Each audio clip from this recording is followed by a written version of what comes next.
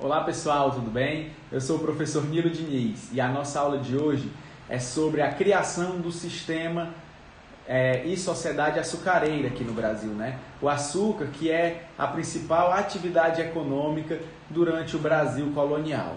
Então, antes de falarmos melhor dessa sociedade açucareira, primeiro a gente tem que entender por que o açúcar é a principal atividade, né? Por que eles adotam o açúcar como a principal atividade econômica aqui no Brasil? E aí, dentre os motivos que explicam a adoção do açúcar, né, a plantação açucareira, já que o açúcar não era uma produção nativa, né, não era um produto aqui do Brasil, ele foi importado e plantado aqui. Então, o que é que explica a adoção dessa atividade agrícola aqui? A gente pode destacar pelo menos dois motivos. O primeiro era o conhecimento prévio que os portugueses já tinham dessa atividade, das técnicas de cultivo necessárias para plantar a cana e para beneficiar e produzir açúcar a partir dela, tá? Essa experiência tinha ocorrido em outras ilhas atlânticas. Tinha ocorrido na Ilha da Madeira e nas Ilhas dos Açores, principalmente. Bom, então, além disso, né, de Portugal já saber como fazer o açúcar, também havia outro fator que era o elevado preço do açúcar na Europa. Então o açúcar era um produto de muito valor, era o chamado ouro branco. Então esse valor era tão alto do açúcar, né, que pagava toda a empresa, todo o empreendimento para produzir açúcar, tá bom? Então, só para a gente ter uma noção aqui como o açúcar ele é importante em todos os momentos da economia colonial do Brasil, eu trouxe aqui uma tabela que mostra, nesse gráfico, as exportações que o Brasil possuía durante o período colonial. Então nós percebemos que até 1650, praticamente toda a exportação do Brasil ela é feita apenas através do açúcar, né? Então toda a riqueza que é exportada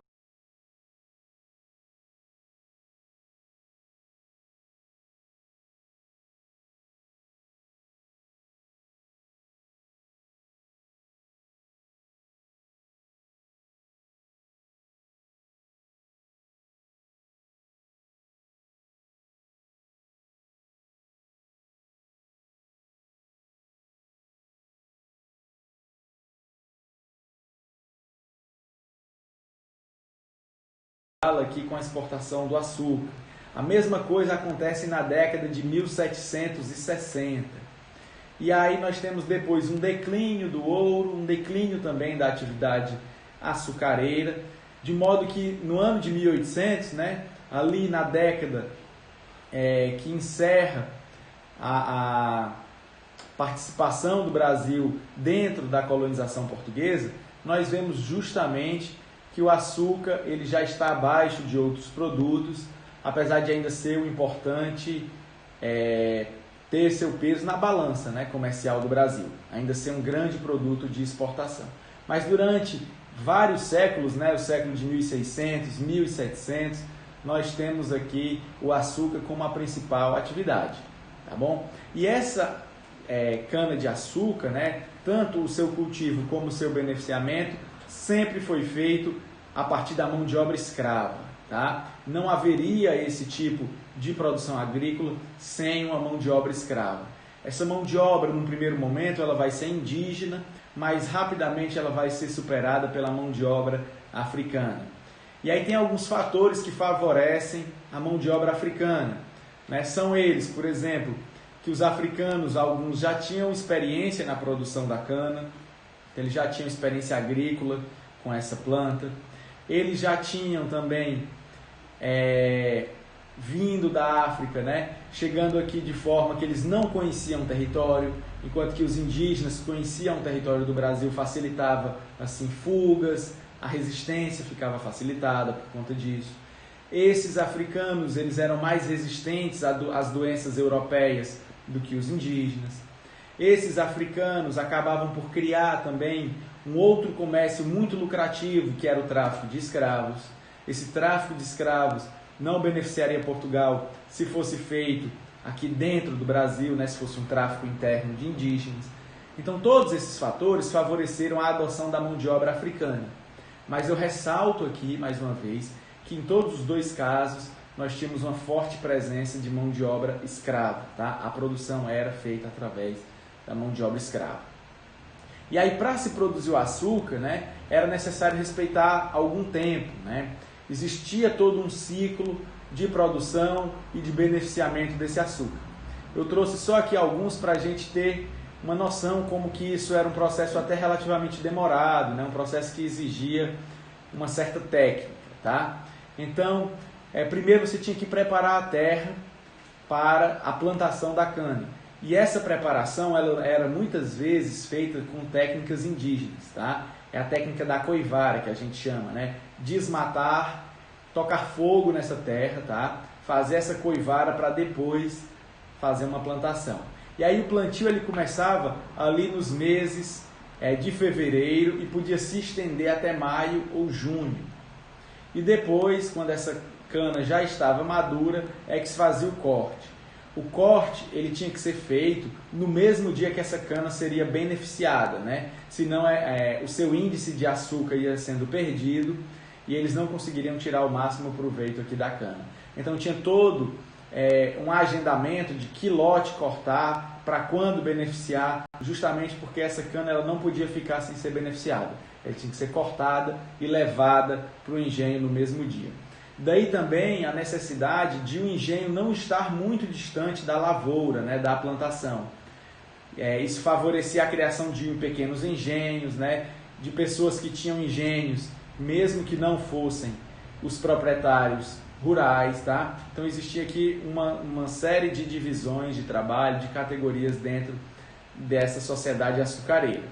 Então vamos ver aqui como é que se organizava um pouco o setor agrícola nessa sociedade, né?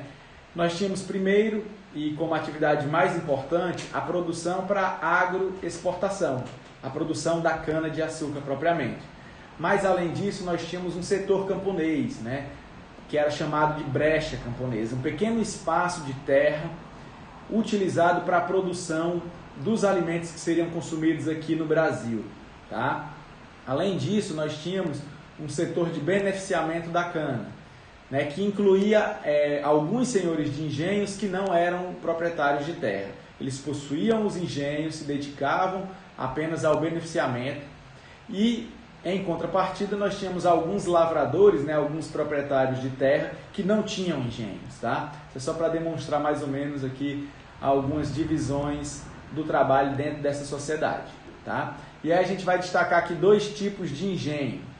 O menor deles é o engenho de bois, né, também conhecido como engenhoca. Esse engenho ele usa força animal do boi, tá, para moer a cana, ou usa força da mão de obra escravo. Então eles geralmente eram engenhos de menor porte, que não conseguiam beneficiar tanto açúcar, tá? E nós tínhamos os engenhos reais. Esses engenhos reais eram os maiores daqui, podendo chegar a produzir até 145 toneladas em um ano, tá? Então eram engenhos de grande porte, né? Esses engenhos eles já não usavam a mão de obra escrava ou a força dos animais para moer a cana, tá? Para mover as engenhocas. O que eles iam usar era uma roda d'água, tá? Então a força da água fazia com que os engenhos funcionassem aqui o tempo todo, sem o desgaste, sem a troca da força, né, motriz. Então isso era muito importante aqui para o funcionamento desses engenhos reais, tá? E eles tinham maior capacidade que os engenhos pequenos, né, os engenhos de bois ou engenhocas, como eram chamados. E é justamente dentro das propriedades que tinham esses engenhos reais que nós vemos aquela estrutura mais completa do que a gente reconhece como parte da sociedade açucareira, né? Essa imagem aqui traz todos esses elementos. Nós temos o engenho logo aqui abaixo, né, no primeiro plano, esse engenho funcionado com a roda d'água. Acima desse engenho nós temos a casa grande, né, onde habitava o senhor do engenho, era a maior propriedade, né, vivia ele e a sua família estendida também. Nós temos à esquerda dessa casa grande uma capela, que era construída pelo senhor de engenho para fazer os casamentos, rezar as missas e tudo mais. né? Ao lado dessa capela nós temos a senzala, que era o lugar onde os escravos dormiam, né? Então é um grande espaço coletivo para ser dividido por todos os escravos. É uma espécie de, ao mesmo tempo, prisão e lugar de moradia, tá? Desses escravos.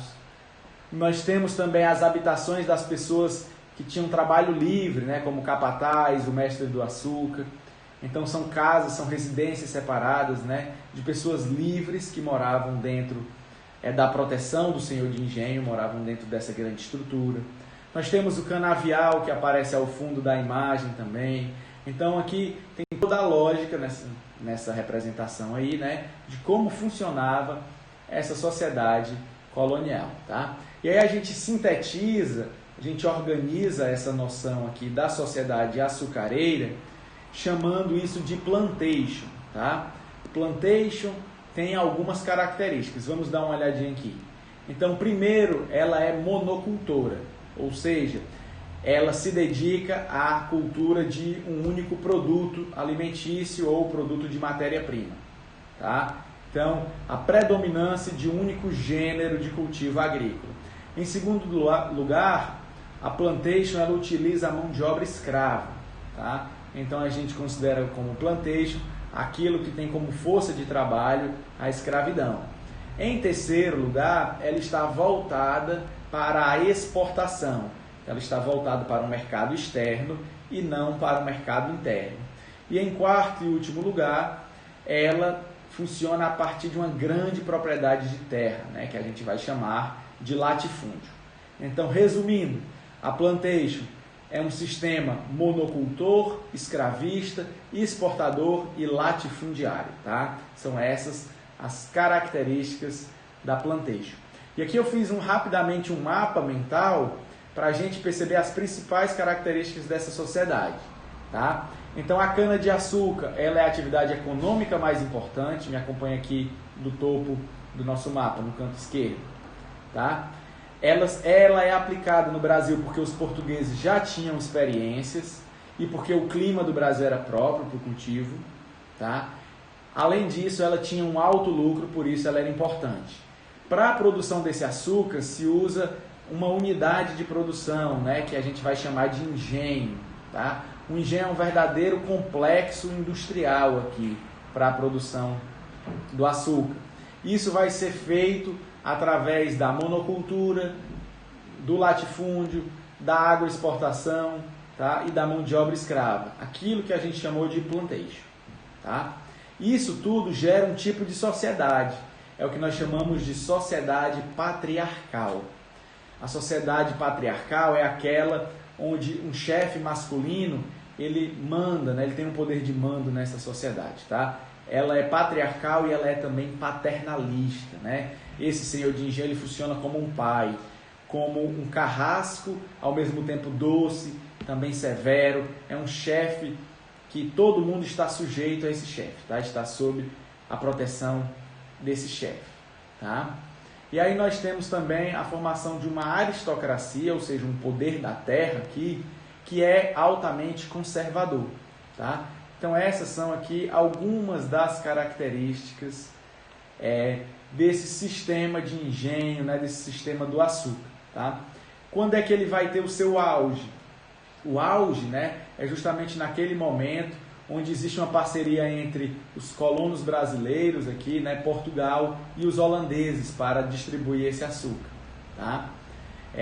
Depois nós temos um período de declínio. Esse período coincide com a descoberta do ouro em Minas Gerais e com a concorrência do açúcar produzido pelos holandeses lá nas Antilhas. Então, o declínio do açúcar ele acontece depois da expulsão dos holandeses aqui do Brasil, tá bom? Então, essas são as principais características, pessoal, sobre essa sociedade açucareira. Espero que vocês tenham compreendido quais são os principais pontos dela.